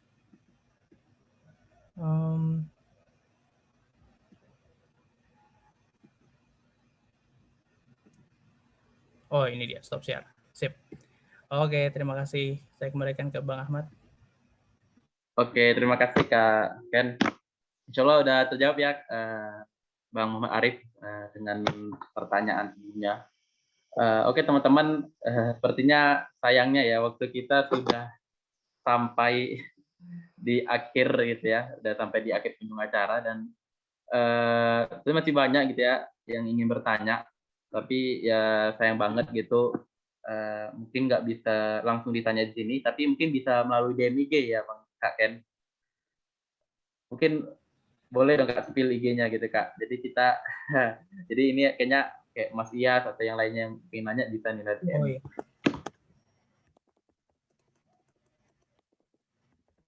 Ya. Oke, Jadi itu belum cari di teman-teman. IG ya yang itu ya. Oh ada apa? Ada Mas atau Mbak Ara juga ya yang nanya di sini. Tapi pengalaman yang paling berkesan itu tadi udah sempat saya jawab juga nih dari pertanyaan sebelumnya. Jadi semoga terjawab ya. Oke ya.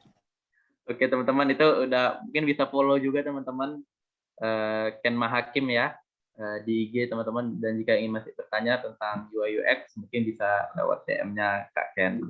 Oke teman-teman, alhamdulillah kita sudah berada di penghujung acara. Artinya jika sudah berada di penghujung acara berarti waktunya untuk foto bareng. Jadi Kak Ken, insya Allah kita akan foto. Ini akan saya pimpin karena ada 4 slide ya. Jadi teman-teman boleh dong hidupkan kameranya ya, sebentar kita foto bareng. Yuk, ini ditunggu dulu nih teman-teman, hidupkan kameranya nih. Oke, kalau udah Nah, kita info aja ya. Info bisa foto bebas saja langsung. Ini hitungan 3 ya teman-teman. Slide pertama ya. 3, 2, 1. Oke, slide berikutnya. 3, 2, 1. Slide berikutnya. 3, 2, 1. Oke, teman-teman. Insya Allah udah cukup lah ya fotonya sekali. Atau mau nambah nggak, Kak Ken? Udah nanti minta tolong di-share aja ya. Siap, Kak. Siap. Ya. Oke. Oke, terima kasih ya teman-teman sudah bersedia mendengarkan kita hampir selama 1 jam 30 menit. Dan juga terkhusus pada Kak Ken yang Masya Allah sudah ingin menyediakan waktunya siang hari ini, siang-siang akhir pekan enaknya tidur, enaknya jalan-jalan, family time gitu ya. Tapi Kak Ken udah mau menyisihkan waktunya untuk memberikan sedikit ilmu kepada kita pada siang hari ini. Teman-teman, karena kita juga sudah berada di akhir acara, saya sebagai MC pada siang hari ini mohon maaf jikalau ada kata-kata yang salah, jikalau ada tutur gerak yang juga yang salah, dan mewakili para panitia yang hari ini sudah 2 hari bersama teman-teman, membersamai teman-teman dari hari pertama di hari Sabtu dari design thinking sama Bang Fadli ya, dan akhirnya diakhirkan sama Kak Ken gitu. Kita juga nggak sadar ternyata Kak Ken sama Bang Fadli itu saling kenal gitu. Ternyata dunia ini sangat kecil ya. Oke teman-teman, saya MC Ahmad Fatoniel Padani izin undur diri. Wassalamualaikum warahmatullahi wabarakatuh. Waalaikumsalam warahmatullahi wabarakatuh. Oke semuanya, baik Masya Allah ya teman-teman, materi yang disampaikan sangat insightful. Terima kasih kepada Bapak Kenneth Mahakim selaku pemateri sesi ketiga hari ini, dan terima kasih kepada Kak Fatoni selaku moderator yang sudah memandu jalannya sesi diskusi hari ini. Semoga ilmu yang telah disampaikan bermanfaat bagi kita semua serta dapat diaplikasikan dalam kegiatan sehari-hari. Amin. Oke teman-teman, alhamdulillah kita sudah menuju ke penghujung acara. Bagaimana nih teman-teman pemaparan dari pembicara-pembicara kita hari ini? Disimak atau enggak nih pemaparannya? Ayo gimana, disimak atau enggak nih pemaparannya dari sesi pertama ya pagi hari ini? Semoga semuanya menyimak ya, karena materi hari ini tentunya menambah wawasan untuk kita semua. Sebelumnya, kami infokan kepada seluruh peserta untuk tidak lupa mengisi absensi yang telah dikirim di kolom chat. Baik, alhamdulillah. Juga terima kasih nih kami sampaikan kepada Bank Syariah Indonesia yang sudah mensponsori acara Syariah Economic Hackathon 2021. Lagi nyari apa, Bu? Lagi nyari kunci, kacamata, lagi nyari sandal ya? Bukan, lagi nyari solusi. Oh, solusi. Di sini tempatnya. Butuh dana untuk berbagai keperluan? Solusinya BSI Gade Emas. Taksiran emas tinggi, biaya ringan, proses cepat. BSI Gade Emas. Solusi dana mudah, cepat, dan aman. Bisa di BSI Mobile juga. Bank Syariah Indonesia. Dan terima kasih juga kami sampaikan kepada Yayasan Al-Kahfi Batam, Jagoan Bakso Malang, serta Umu Amizah Skincare yang sudah mendukung acara Syariah Economic Hackathon 2021. Alhamdulillah teman-teman, kita sudah tiba di penghujung acara. Terima kasih kepada teman-teman semua yang telah setia dan stay terus dari kemarin hingga sore hari ini. Sebelum ditutup, mari kita sama-sama membaca istighfar 3 kali. Astagfirullahaladzim, astagfirullahaladzim, dan doa kafaratul majelis. Subhanakallahumma wa bihamdika astaghfiruka wa atubu ilaik. Oke, kita menumpang mandi. Bila ada umur panjang, boleh kita berjumpa lagi. Saya Balkis Amiro selaku Master of Ceremony memohon maaf apabila terdapat kesalahan mewakili teman-teman panitia yang bertugas, memohon maaf apabila terdapat kekurangan pada acara hari ini. Saya pamit undur diri, sampai jumpa di lain kesempatan. Wassalamualaikum warahmatullahi wabarakatuh. Terima kasih semuanya.